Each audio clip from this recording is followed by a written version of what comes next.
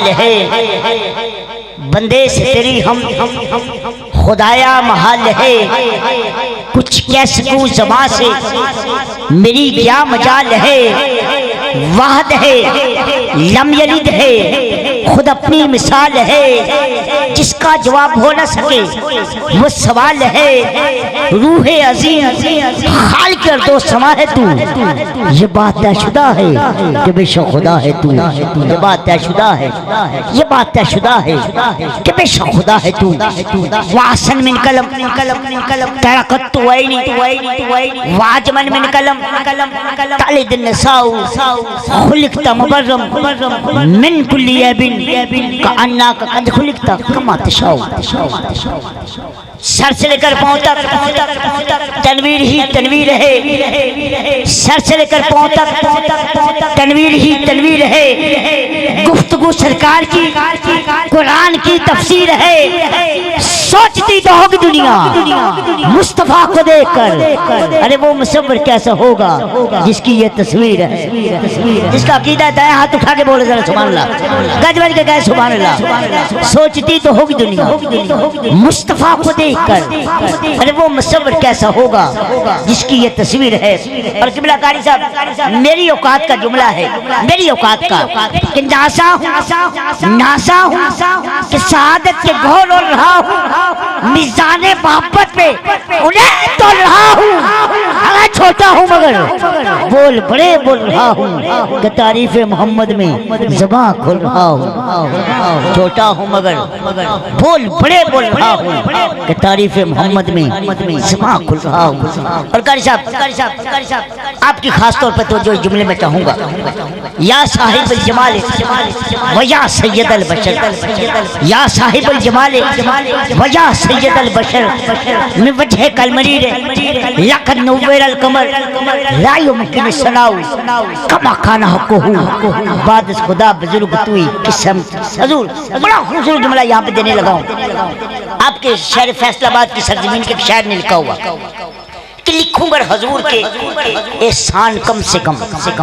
توجہ چاہوں گا آپ حضرات، اکثر یہ کہا جاتا ہے کہ فلاں نعت خواہ نے خطیب نے حضور کی ثنا کا حق ادا کر دیا، یہ جملہ سنیں پہلے آپ کہ لکھوں گر حضور کے احسان کم سے کم، لکھوں گر حضور کے احسان کم سے کم تو سطح فلک بنے میرا دیوان کم سے کم،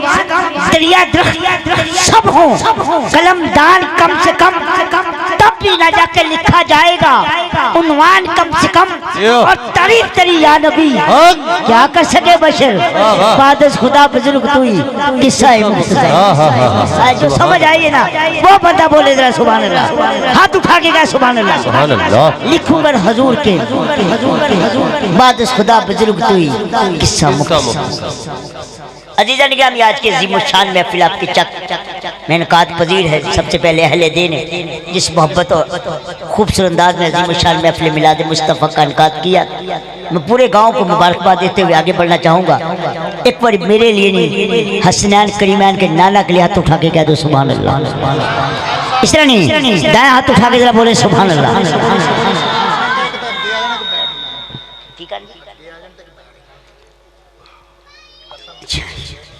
جلے کھڑے بہ جاؤ جی، اپنے باپ دے بہ جاؤ کیونکہ حضور دا ذکر ہے، میرا ذکر نہیں کائنات والی دا ذکر ہے، ہوں بہ جاندے انشاءاللہ تعالی۔ بڑا بڑا جملہ کیا تھا سمجھدار والی اشارے کافی، ہوں دائیں ہاتھ کیا کے ذرا بول سبحان اللہ۔ قبلہ ناصر بھائی توجہ، آپ اہل دین ہیں جس محبت کے ساتھ مجھے سب سے بڑی خوشی ہے کہ آپ کا پروگرام بڑا مختصر بڑا جامع ہے،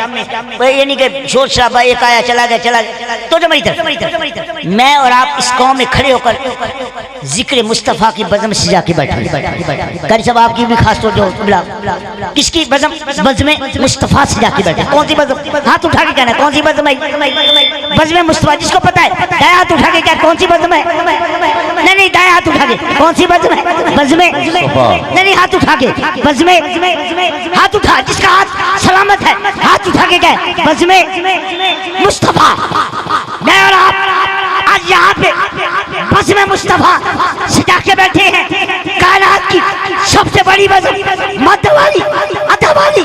عظمت والی، رتبے والی مقام والی یہ وہ بزم ہے جس میں بزم مصطفیٰ جس میں حضور کا ذکر ہو رہا ہے کائنات میں اگر کوئی سب سے اعلیٰ بزم ہے تو بزم مصطفیٰ ہے ہاتھ اٹھا کے کہا سبحان اللہ بزم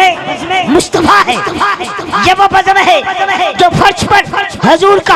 امتی سجا کے بیٹھا ہے آپ توجہ چاہوں گا میں یہاں پہ بطور نقیب یہ سبجیکٹ ڈیوٹی کر رہا ہوں میرا کام کیا ہے میں نے بتانا ہے جب قاری قرآن آئیں گے اب سنا کھائیں گے آپ کے سامنے سنا پڑھیں گے آخر میں اس بزم کے سب سے بڑے خطیب آئیں گے وہ خطاب کریں گے اس کے بعد بزم کا اختتام ہو جائے گا یہ میرا کام ہے آپ کو بتانا اب تو جو یہی کام اب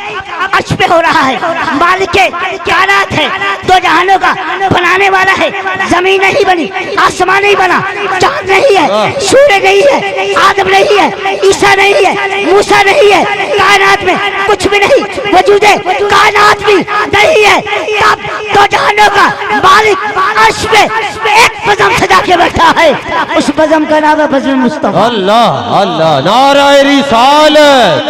نعرہ رسالت نعرہ حیدری مالک کائنات کون سی بزم سجا کے بیٹھا ہے بزم مصطفیٰ کون سجا رہا ہے دو جہانوں کا مالک ہے زمین و آسمان کو بنانے والا ہے 1,24,000 انبیاء کی روح کو اکٹھا کیا اللہ اللہ براوو سون اس طرح گل پانی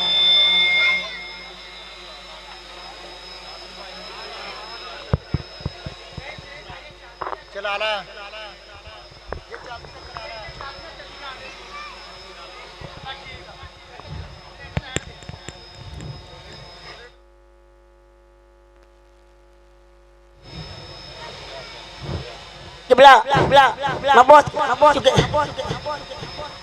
وہ بزم سجائی بالک کائنات اس بزم میں 1,24,000 نبی کیا کہا جا رہا ہے انبیاء سے میرا مالک خطاب کر رہا ہے بتا رہا ہے میں زمین و آسمان کو بناؤں گا کائنات کو وجود ہوگا دنیا سجائی جائے گی وہاں پہ میرا محبوب جائے گا اس کی آمد ہوگی تمہاری ڈیوٹی یہ ہے ہر نبی روئے زمین پر جائے گا کائنات اپنی امتی کو اکٹھا کر کے کہے گا ہاں میرے بعد ایک نبی آئے گا وہ نبی آئے گا جس کے لیے کائنات کو بنایا گیا ہے یہ ڈیوٹی آدم کرے گا عیسیٰ کرے گا موسیٰ کرے گا سیدنا ابراہیم علیہ السلام یہی ڈیوٹی کریں گے آپ نے دنیا والوں کو بتانا ہے کائنات اگر بنائی گئی ہے تو مصطفیٰ کی ذات کے لیے تو کتنے خوش نصیب ہیں ہم کہ آج یہاں پہ مصطفیٰ کا ذکر سجا کے بیٹھے سبحان اللہ اب جس کو اپنے مقدر پہ ناز ہے دائیں ہاتھ اٹھا کے بولے سبحان اللہ نہیں مقدر والا ہاتھ اٹھا کے کہہ ذرا سبحان اللہ سبحان اللہ اور جو موضوع ہے ماشاءاللہ خوبصورت موضوع رکھا گیا ہے یتیمی جی میں تو یتیمی کے موضوع کو دوسرا وصال پہ موضوع پہ میں نہیں بولوں گا چونکہ ہم تو حضور کا جشن منانے والے ہمارا وصال پہ ایمان ہی نہیں ہمارے حضور ہیں اور قیامت تک رہیں بلکہ قیامت کے بعد بھی اگر ڈنکا بجے گا تو تیرے میرے مصطفیٰ کا بجے جس کا عقیدہ ہاتھ اٹھا کے بولے سبحان اللہ ہاتھ اٹھا کے کیا سبحان اللہ جس کا ڈنکا بنے گا تیرے اور میرے مصطفیٰ کی ذات آج کس بزم کا باقاعدہ آغاز ہوگا میں اس پیر سید وارث علی شاہ صاحب رحمۃ اللہ علیہ کے قبلہ ناصر بھائی اس جملے سے آغاز کروں گا آپ فرماتے ہیں کہ وحدہ لا شریک رب براوو بھائی آپ کی توجہ پوری ادھر چاہیے مہربانی وحدہ لا شریک رب ساڈا پردہ پوش ننگ بننگیاں دا پتھر پالدا کیڑیاں نو ٹونا ٹوردا لولیاں لنگڑیاں دا اور چنگیاں نال ہر کوئی پیار کردا حامی کوئی نہیں گندیاں مندیاں دا اور وارث اساں فقیراں دی کیویں گزر ہوندی جے رب ہوندا صرف چنگیاں اساں فقیراں دی کیویں گزر ہوندی جے رب ہوندا صرف چنگیاں دا یہاں پہ قلم نہیں رکا پیر سید وارث علی شاہ صاحب آپ قلم اٹھاتے ہیں ایک صاحب نظر کو بخاطب کر کے فرماتے ہیں کہ سن ساتھیے اس جہان اندر سن ساتھیے اس جہان اندر رب کئی پسار دائے نال قدرتاں خوشاں پڑیاں دے رنگ رنگ دیاں صورتاں اتار دائے ایک علم اندر ایک زہد اندر بازی ہار دائے ایک نے چپ چپیتیا گنج بایا ایک عقل والا بازی ہار دائے ایک لال لباس اداس ور دے ایک نے چاہ ہار سنگار دائے او وارث نہ کر مار وارثاں دا رب بے وارث کر مار دا اس کو سمجھ آئی ہاتھ اٹھا کے کہا سبحان اللہ وارث نہ کر مار وارثاں دا رب بے وارث کر مار دا ہم تو اس عقیدے کے مالک ہیں اور مومن وہ ہے جس کو سینہ قرآن سن کے چھڑتا ہے اللہ جس کو قرآن سن کے سکون ملتا ہے وہ مومن ہے اب جس کا عقیدہ ہے کہ قرآن سن کے سکون ملتا ہے تو اٹھا کے بولے سبحان اللہ ناظرین کا یہ قرآن زینت القرآن فخر القرآن حافظ و قاری محمد اسماعیل صاحب سے ملتمس کہ تشریف لائیں اور آیات مقدسہ سے میرے اور آپ کے قلوب و ذہان کو مرور فرماتے ہوئے آج کی صبح برکت محفل کا باقاعدہ آغاز فرمائیں گے دوران تلاوت جو حباب کھڑے ہیں بڑے ادب سے ملتمس کیونکہ قرآن کو سننے کے کچھ آداب ہوتے ہیں ٹھیک ہے اگر قرآن پڑھنا میرے آقا کی سنت ہے تو سننا ہم پہ فرض ہو جاتا ہے کوشش کریں یہ سب سے بڑی نعت اس سے بڑی کائنات میں کوئی نعت نہیں جس کو قرآن کی صورت میں میرے رب نے نازل فرمایا اگر مومن کو قرآن سن کے سکون نہیں نہ ملے گا تو سمجھ لو اس کو کائنات میں کہیں بھی سکون نہیں ملے گا اگر سکون ملتا ہے تو رب کا قرآن سن کے ملتا ہے تمام دوست پیار جے بادب طریق سے بیٹھ کر آیات مقدسہ کو سننے کا شرف حاصل کریں جناب کاری محمد اسماعیل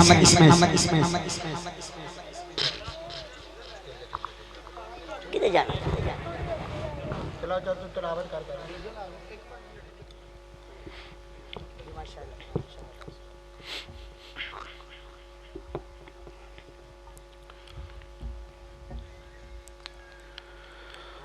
أعوذ بالله من الشيطان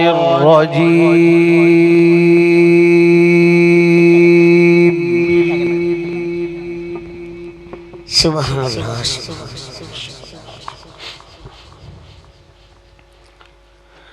بسم الله الرحمن الرحيم اللہ سبحان اللہ سبحان اللہ سبحان اللہ ماشاءاللہ ماشاءاللہ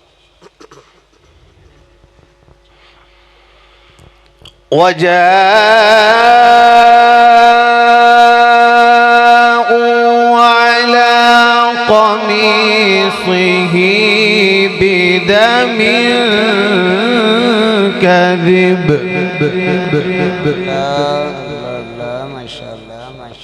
سبحان اللہ سبحان اللہ اللہ قال بل سولت لكم أنفسكم أمرا فصبر جميل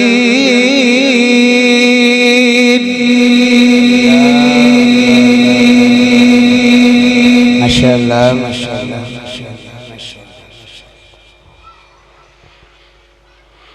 والله المستعان على ما تصفون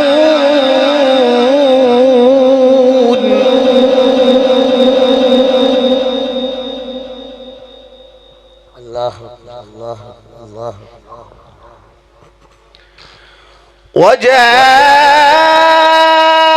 وجاءت سيارة فأرسلوا واردهم فأدلى دلوه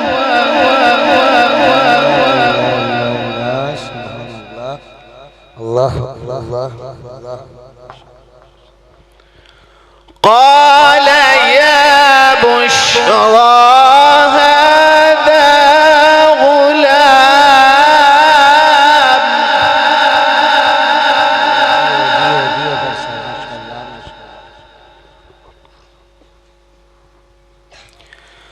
قال يا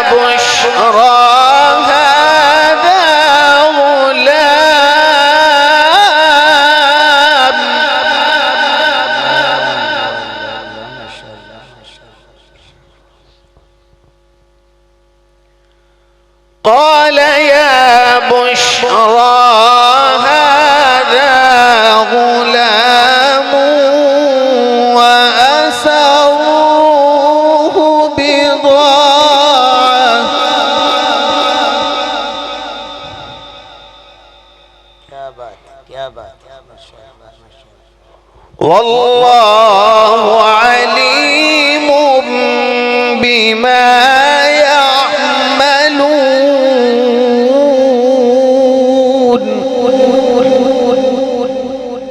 الله الله الله.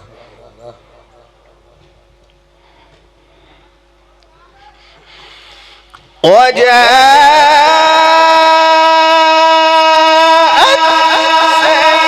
سيارة فأرسلوا والدهم فأدلى دلوه قال يا بشرى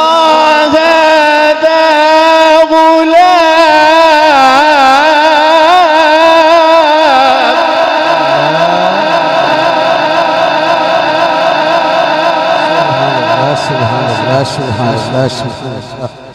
الله. قال يا بشرى هذا غلام وأسروه بضاعة.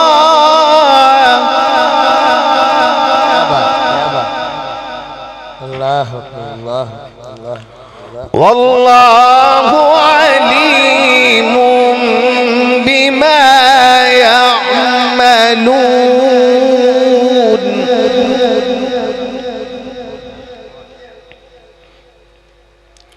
وشروه بثمن بخس دراهم معدودة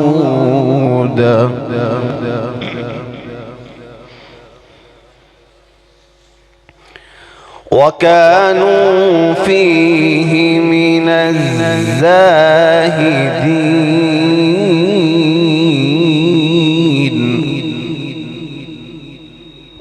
الله الله الله. بسم الله الرحمن الرحيم.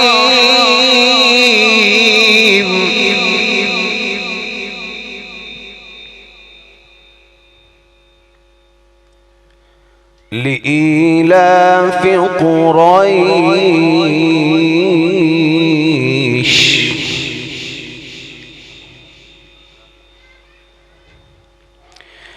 إيلافهم رحلة الشتاء والصيف.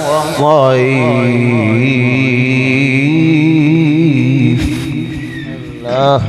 الله الله الله. فليعبدوا رب هذا البيت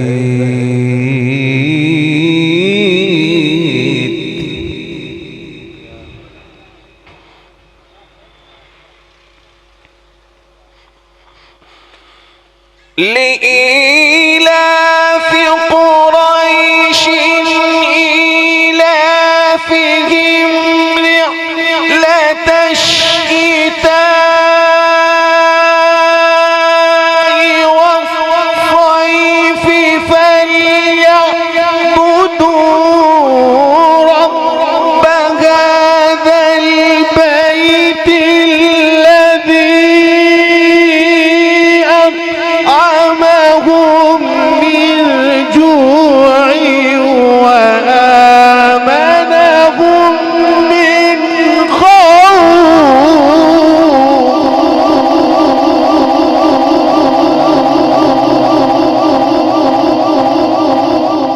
الله الله الله الله.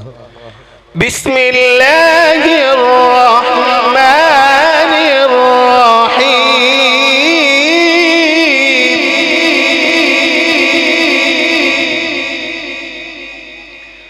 قل هو الله أحد الله الصمد الله الله. لم يلد ولم يولد ولم يكن له كفوا أحد.